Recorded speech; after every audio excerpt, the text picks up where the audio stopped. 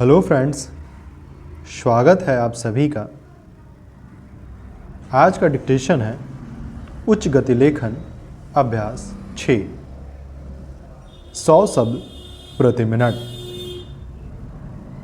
Ready, start.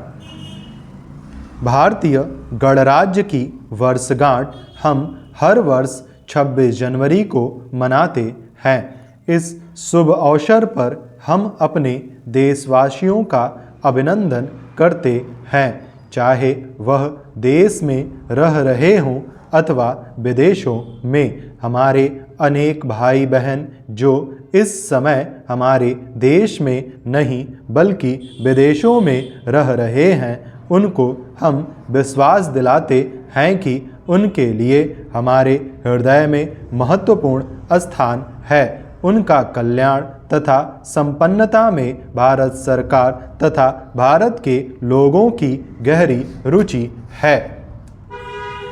हमें स्वाधीनता प्राप्त किए हुए अनेक वर्ष हो गए हैं, लेकिन अभी भी हमारे अनेक भाई ऐसे होंगे जिन्होंने स्वाधीनता के बाद के भारत को नहीं देखा होगा, किंतु आज के युग के संचार साधनों को देखते हुए उन्हें इस बात की जानकारी अवश्य होगी कि हमने इतने वर्षों में कितनी प्रगति की है और अंतर्राष्ट्रीय क्षेत्र में भारत का कितना महत्वपूर्ण स्थान है। हमने अपने देश में विकास के लिए पंचवर्षीय योजनाओं का सहारा लिया।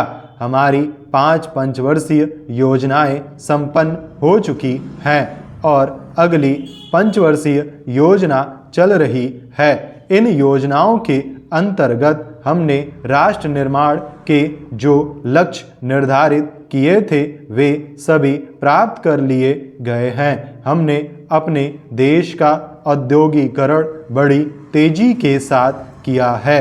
इसका श्रेय भारत के प्रधानमंत्री श्री जवाहरलाल नेहरू को है। हमने छोटे और घरेलू उद्योगों की भारत के कोने कोने में बड़े पैमाने पर स्थापना की है।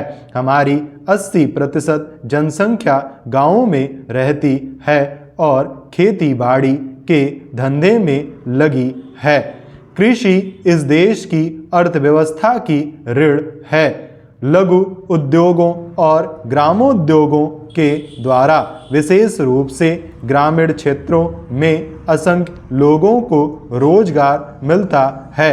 अतः हथकरघा उद्योग, लघु उद्योग, कुटीर उद्योग हमारे गांवों तक फैले हुए हैं। इनके अतिरिक्त सामुदायिक विकास योजनाओं और राष्ट्रीय विस्तार सेवा के फलस्वरूप हमारे देहातों का रूप ही बदल गया है। खेती, शिक्षा, स्वास्थ्य, सफाई, यातायात, ग्राम विद्युतीकरण के क्षेत्रों में हमने उल्लेखनीय प्रगति की है। संयुक्त राष्ट्र संघ और उसके बाहर के क्षेत्र में भी भारत ने अहिंसा और शांतिपूर्ण सहअस्तित्व के सिद्धांत का प्रचार और प्रसार किया। वसुधैव कुटुंबकम एवं पंचशील के सिद्धांत को विश्व के अनेक देश मानने लगे।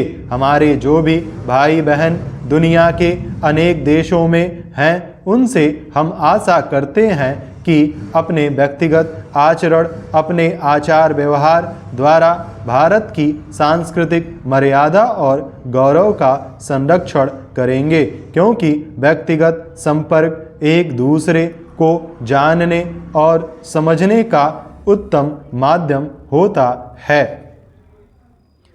हम एक बार फिर अपने देशवासियों को अपनी सद्भावनाएं एवं शुभकामनाएं भेजते हैं तथा उम्मीद करते हैं कि हमारे प्रवासी देशवासी अपने देश की सुख समृद्धि के लिए दृढ़ संकल्प होकर रचनात्मक कार्य करेंगे। स्टॉप।